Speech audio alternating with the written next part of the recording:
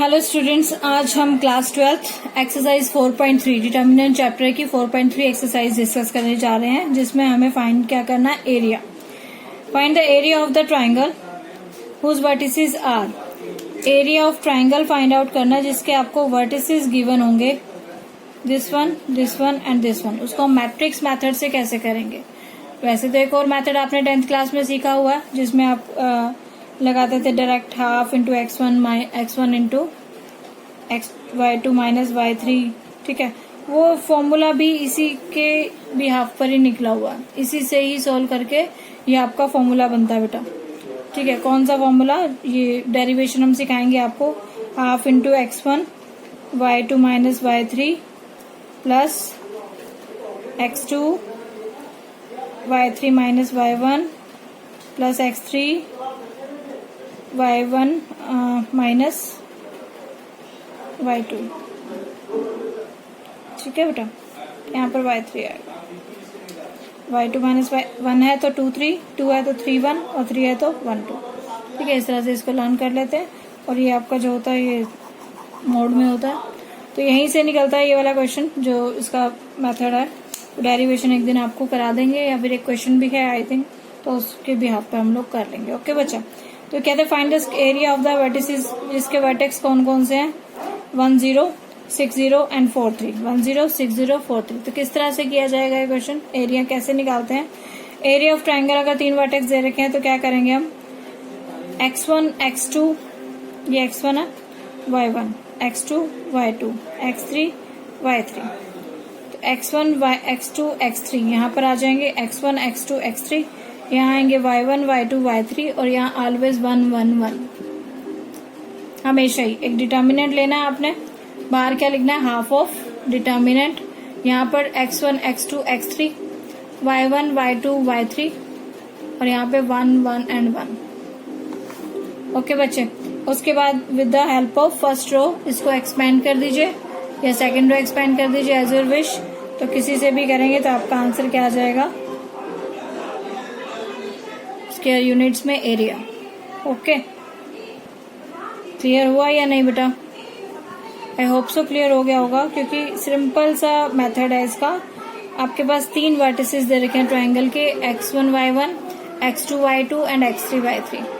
Area of A triangle निकालने का जो मेथड है वो क्या होता है, यहाँ पर मैं लिख देती हूँ, चलो, half into x1 x2 x3 y1 y2 y3, और यहाँ पे 1 1 1। With the help of this one और दिस वन और दिस वन, किसी से भी निकाल लीजिए, किसी से भी इस डिटर्मिनेंट को एक्सपेंड कर दीजिए, गेट योर एरिया। एरिया आपका आ जाएगा। एरिया ऑलवेज पॉजिटिव होना चाहिए, तो ये चीज जो होती है वो डिटर्मिनेंट्स में ही रहती है आपकी। तो ये चीज ऐसे रखिए आप, ठीक है। ये वाली मैट्रिक्स बनाने की, ये वाली ब्रैकेट बनाने की उस पर ये वाली ब्रैकेट आप बनाएंगे तो that will be better. But यहाँ पे डिटर्मिनेंट नहीं है, ये मोड ब्रैकेट है, ठीक है। अगर नेगेटिव आ जाता है आपका आंसर तो उसको पॉजिटिव कर दीजिए, दैट इज स्क्वायर यूनिट, क्योंकि एरिया आपका हमेशा पॉजिटिव होता है। इसका बी और सी पार्ट बिल्कुल सेम है बच्चे फर्स्ट क्वेश्चन का, you can do it yourself. Now question number 2, find the K if area of the triangle is 4 square units. अब एरिया तो गिवन है और आपको क्या निकालना है, के निकालना है। Now area of triangle is 4 square units, and again triangle का एरिया किसके इक्वल होता है बच्चा, ट्राइंगल का एरिया किसके इक्वल होता है, आपको ये गिवन है। फाइंड द एरिया के if the area of the triangle is this one. तो आपको वर्टेक्स दे रखे हैं K0 4 0 और 0 2, और यहाँ पे क्या हो जाएगा 1 1 1 हम लिखेंगे, और उसके बाद आप with the help of first row इसको एक्सपैंड कर देंगी। डिटर्मिनेंट आपने फाइंड आउट कर लिया, आपके पास डिटर्मिनेंट आ गया बच्चे क्या, दैट इज -k + 4। अब ये वाली वैल्यू जो है हो सकता है नेगेटिव हो सकता है पॉजिटिव हो, हमें नहीं पता ना k की वैल्यू क्या है, तो हम दोनों केस यहाँ पे राइज करेंगे, case A and case B। हो सकता है ये पॉजिटिव हो, अगर ये पॉजिटिव होगा तो पॉजिटिव 4 के इक्वल होगा, ठीक है ना। और अगर ये नेगेटिव होगा तो फिर -4 के इक्वल होगा। बट इट मीन्स कि अंदर वाली वैल्यू, ये वाली वैल्यू अगर पॉजिटिव आने वाली है तो हमारे पास 4 की वैल्यू क्या आएगी, +4। और अगर नेगेटिव आने वाली है तो कौन सी आएगी, -4, क्योंकि मोड ऑफ x में हमारे पास 2 आंसर्स होते हैं, एक -x और एक x। ये वाला जो x है वो क्या हो सकता है, तो -x या x। अगर -x है तो हम -x के आगे एक और माइनस लगा देते ताकि वो पॉजिटिव बन सके, और अगर खाली x है तो उसको कुछ भी नहीं करते। ठीक है बच्चा। तो x = x, अगर पॉजिटिव है तो एज इट इज x आ जाएगा, और नेगेटिव है तो एक नेगेटिव और लगा देते हैं। तो इसीलिए अगर ये पॉजिटिव है तो एज इट इज 4 आंसर आ जाएगा, और नेगेटिव है तो हमने एक माइनस और लगा दिया, वो माइनस यहाँ पर -4 के साथ में आ गया। तो चेक करते हैं, माइनस के +4 = 4, देन 4 इधर चला जाएगा, 0 हो जाएगा, तो k की वैल्यू क्या आ गई, 0। और यहाँ पर k की वैल्यू क्या आ जाएगी बच्चा, 8। तो k की वैल्यू 2 हो गई यहाँ पर, 0 और 8। ओके, सेकेंड पार्ट बिल्कुल सेम है। You can do it yourself. If there is any problem then comment box में डाल दीजिए, I will tell you. Question number 4, find the equation of a line joining 1, 2 and 3, 6 using determinants. Equation find out करनी है, line joining 2 points आपको दे रखे हैं। ठीक है, पहले हम एरिया कर रहे थे, अब क्या है, इक्वेशन ऑफ ए लाइन। तो इक्वेशन ऑफ ए लाइन कैसे बनाई जाती है बच्चा, यहाँ पर x y, x1 y1, x2 y2, और यहाँ पे वही 1 1 1, और अगर लाइन है तो एरिया किसके इक्वल हो जाएगा, 0 के। तो यहाँ से हमारी इक्वेशन बन जाती है लाइन की। यहाँ पर हमने x और y खुद ले लिए, x1 y1 यहाँ पर आएंगे, x2 y2 यहाँ 1 1 1 और =0, बिकॉज एरिया क्या हो जाएगा, 0। लाइन है तो लाइन का एरिया तो कुछ होता ही नहीं है, तो लाइन का मेजरमेंट होता है कि कितने मीटर की है, कितने सेंटीमीटर की, तो लाइन का एरिया नहीं होता है बच्चे। लाइन का एरिया नहीं है तो लाइन का एरिया किसके इक्वल, 0 के बराबर। नाउ गिवन पॉइंट्स क्या है, 1, 2 और 3, 6। Equation of the line is same apply किया गया है, वेल x y और 1 एज इट इज, x1 और y1 के प्लेस पे 1 और 2, x2 और y2 के प्लेस पे 3 और 6, 1 1 1 =0। और उसको फिर एक्सपेंड किया हमने, हमारे पास क्या आ गई, 2x - y = 0, y = 2x is the required line. या तो ये भी लिख सकते हैं, ये भी लिख सकते हैं, जैसे मर्जी, आपकी मर्जी। ठीक है, और क्वेश्चन नंबर 5 आप खुद कर सकते हैं, सेम। नाउ एक्सरसाइज 4.4 डिस्कस करेंगे। एक्सरसाइज 4.4 में क्या है बच्चा, देखिए जरा ध्यान से।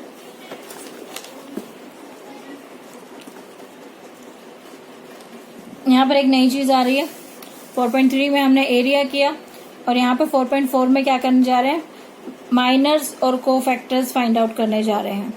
क्या होते हैं माइनर्स और क्या होते हैं कोफैक्टर्स, ध्यान से समझेंगे। Write the minors and cofactors of the elements of the following determinant. Write the minors and cofactors of the elements of following determinant. Determinant is here a = ABCD, ABCD, a = this one. आपको minor निकालने हैं और cofactors निकालने हैं elements के, इस determinant के सारे एलिमेंट्स के, यानी कि फर्स्ट एलिमेंट इसका, इसका और इसका। ये वाला एलिमेंट कौन सा है, 1 1, तो इसका माइनर निकालने का क्या हो जाएगा, M11। माइनर को किससे डिनोट करते हैं, M से। तो M11 निकालना है, मतलब इसका माइनर निकालना है फर्स्ट एलिमेंट का।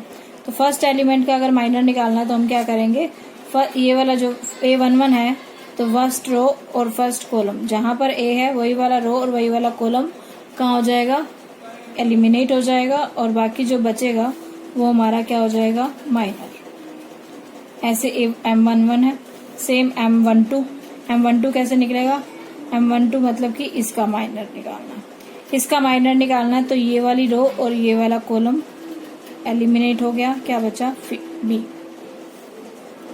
नेक्स्ट M21 मतलब कि सेकंड रो और फर्स्ट कॉलम, कौन बचेगा, C। फिर M22 सेकंड रो और सेकंड कॉलम, कौन बचा, A।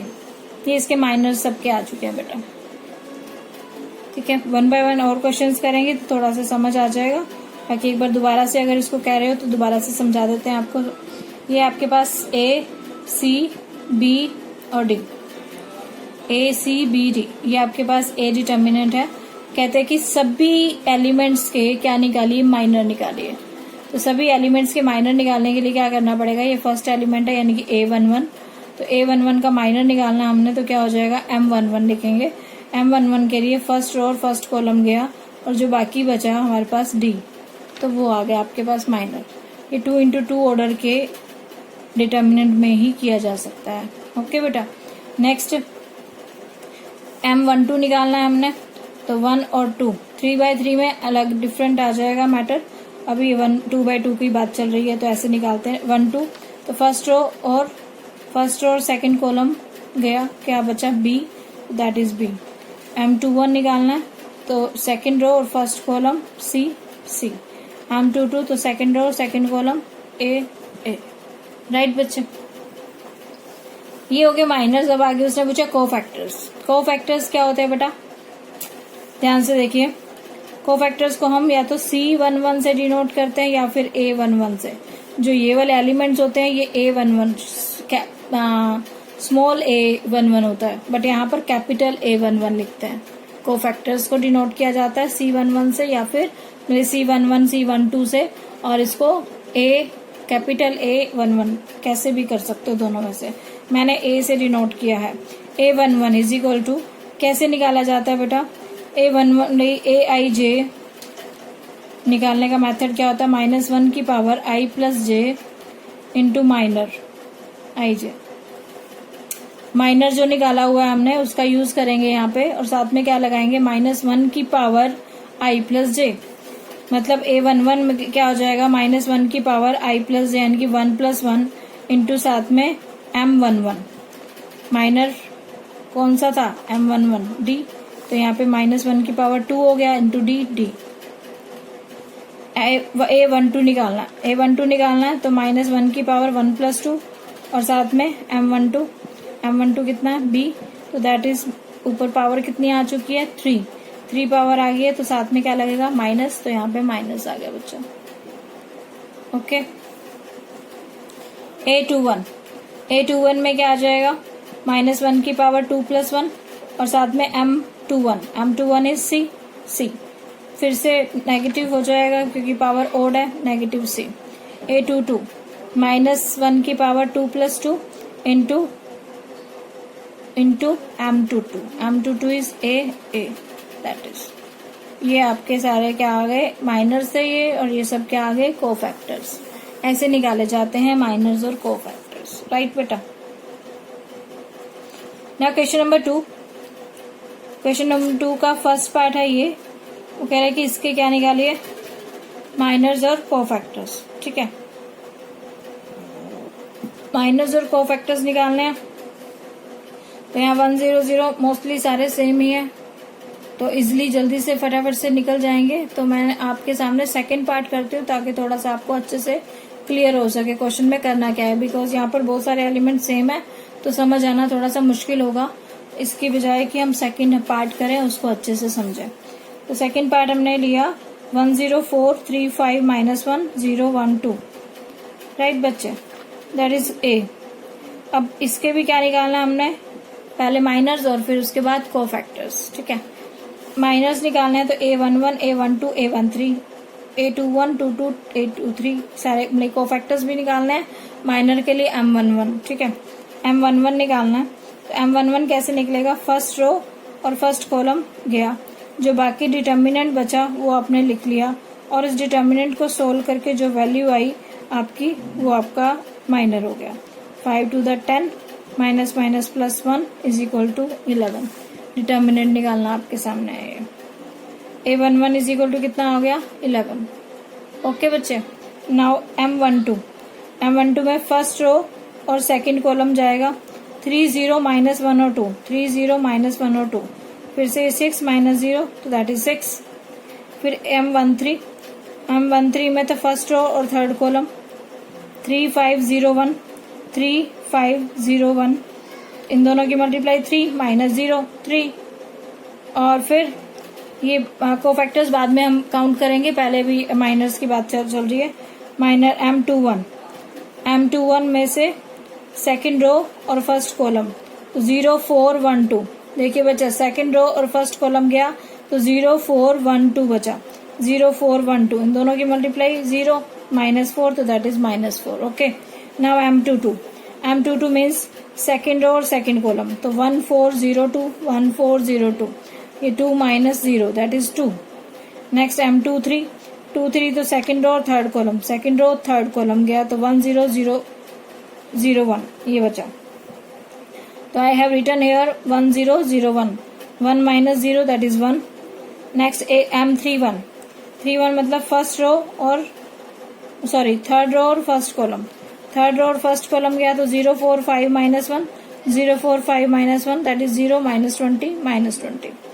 M3 2 3 2 मतलब कि थर्ड रो और second column, third row second column गया तो 1 4 3 minus 1 1 4 3 minus 1 that is minus 1 minus का 12 माइनस 1 माइनस 12 कितना हो जाएगा बच्चे, माइनस का 13। Next M3 3 row third row and third column 1 0 3 5 1 0 3 5 that is 5 minus 0 5 आ गया। ओके ये तो आपके क्या निकले, सारे के सारे माइनर्स। अब कोफैक्टर्स कैसे निकालने हैं मैंने अभी बताया। AIJ इज इक्वल टू क्या हो जाएगा, -1 की power I plus J into MIJ, मतलब माइनर जो है वो तो लगेगा ही लगेगा सबका पर्सनल, साथ में -1 की पावर चेक करेंगे कि ये ओड है या फिर इवन है। अगर ये ओड है तो -7 लगा देंगे और अगर इवन है तो कुछ भी नहीं आएगा, साइन चेंज नहीं होगा। यानी -7 का मतलब है कि साइन चेंज कर देंगे उसका, पहले से भी माइनस हो सकता है ना वो माइनर, जैसे माइनर अगर -4 है तो पहले से ही माइनस है तो एक और -7 लगा देंगे, उसका साइन चेंज हो जाएगा, दैट विल बी 4।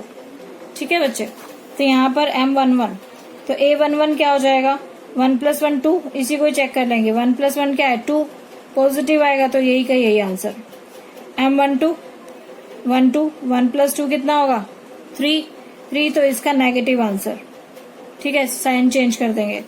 M13 मतलब A13 1 और 3 क्या होता है 4 4, तो इवन हो गया, इवन हो गया तो एज इट इज, ओड हो तो साइन चेंज, इवन हो तो कोई चेंज नहीं। फिर M21 21 A21 निकाल रहे हैं हम, A21 में क्या है बच्चा ओड, ओड है तो साइन चेंज, ये माइनस का 4 था तो ये किसका हो गया प्लस का 4। नाउ A22 में 2 + 2 4, तो as it is answer. A23 क्या है ओड नंबर, ओड है तो फिर 1 का क्या हो जाएगा -1। A31 3 और 1 4, तो इवन है तो as it is answer. 32 odd है तो फिर साइन चेंज। A33 6 हो जाएगा 5 का 5, तो ये आपके माइनर्स भी निकल गए और कोफैक्टर्स भी निकल गए। होप सो समझ आ गया होगा आपको किस तरह से करना। ठीक है बच्चा, now using cofactors of using cofactors of elements of the second row, evaluate this one। using cofactors of the elements of the second row, second row के क्या लेना है हमने, कोफैक्टर्स को लेके इसको इवेल्युएट करना है। सेकेंड रो के कोफैक्टर्स को लेना है, मतलब कि हमें क्या लेना है A21 A22 और A23। ठीक है, A21 निकाला हमने, A21 के लिए क्या हो जाएगा -1 की पावर 2 + 1 और साथ में ये 2 गया और 1 गया 3823 इन दोनों की मल्टीप्लाई 6 -16 सॉरी 3 3 9 -16 और यहाँ पर क्या आने वाला है माइनस, क्योंकि 2 + 1 3 हो गया, that is minus into -7 plus का 7। नाउ A22 मतलब कि सेकेंड रो और सेकेंड कॉलम 5 8 1 3 -1 की पावर 2 + 2 इंटू दिस वन, तो ये पॉजिटिव आने वाला, तो इन दोनों की multiply 15 - 8 that is 7। Next A23 मतलब सेकेंड रो और थर्ड कॉलम, तो 5 3 और 1 2 5 3 और 1 2 इसको एक्सपेंड किया तो कितना आ गया हमारे पास -7, यहाँ पर -1 की पावर 2 + 3 थी। ना एक्सपेंशन करनी है बेटा, expansion of the using cofactors of the elements of the second row. जो इसकी एक्सपेंशन होती है बच्चे कैसे होती है, सेकेंड रो से करनी है, तो सेकेंड रो का हमारे पास ये वाला term 2 A21 into A21 A22 A23 देखो बच्चे कैसे बताऊं मैं आपको, डिटर्मिनेंट हम किस तरह से निकालते थे। अगर मुझे सेकेंड रो से डिटर्मिनेंट निकालना होता तो मैं क्या करती थी 2 इंटू ये गया और ये गया, इसी को करती थी ना साथ में 3 8 2 3 और साथ में चेक करते थे कि नेगेटिव आएगा या पॉजिटिव आएगा, तो ये वही चीज तो हो गई, ये क्या हो गया उसका कोफैक्टर। यानी कि ये क्या था, A21 था और ये क्या था, A21। ऐसे ही मुझे अगर 0 साथ में लेना है तो नेक्स्ट टर्म के A22 क्या हो गई मेरे पास 0, और फिर ये वाला जाएगा और ये जाएगा, तो बचेगा कौन, 5 8 और 1 3, 5 8 और 1 3। तो उसके रिगार्डिंग हमने क्या लिख दिया, A22, 5 8 और 1 3 जो हमारा निकला, साइन भी उसके चेक करके, तो वो क्या निकला, कोफैक्टर निकला आपका A22। ठीक है, तो कहने का मतलब क्या है कि वही वाला एलिमेंट और उसका कोफैक्टर, एलिमेंट उसका कोफैक्टर, एलिमेंट उसका कोफैक्टर से हमारा क्या निकल जाता है, डिटर्मिनेंट निकल जाता है। ठीक है बच्चा, तो दैट इज 2 × 7 वैल्यूज पुट कर दी हमने। A22 की वैल्यू 0, A22 की वैल्यू 7, 1 × -7, 2 × 7 14, 0 और -7, that is 7 is your answer. Question number 4 बिल्कुल सेम है, you can do it yourself. ठीक है, और क्वेश्चन नंबर 5 जो है आपका, उसमें क्या है, यही पूछा गया है कि आपसे कि अगर हमने उससे लिया, कॉलम से लिया, मतलब कौन सा है करेक्ट, तो A11 के साथ A11 ही आना चाहिए बच्चा, A21 के साथ A21 ही मिलेगा, A31 के साथ A31 ही मिलेगा। बाकी सारे पार्ट्स में क्या दे रखा है, कुछ ना कुछ इधर उधर है, 21 के साथ 1 2 ले रखा है, 31 के साथ 1 3 ले रखा है, तो बहुत सारे के सारे रॉन्ग है। सिर्फ यही करेक्ट होगा आपका, ये कौन सा हो गया, फर्स्ट कॉलम हो गया आपका, A11 A11 A21 A21। ठीक है, तो ये फर्स्ट कॉलम के रिगार्डिंग उसको सॉल्व किया गया डिटर्मिनेंट को। ये आपकी नेक्स्ट एक्सरसाइज कंप्लीट हो गई है, होप सो क्लियर हो गई होगी। ठीक है, नेक्स्ट एक्सरसाइज हम नेक्स्ट वीडियो में करेंगे, तब तक के लिए बाय।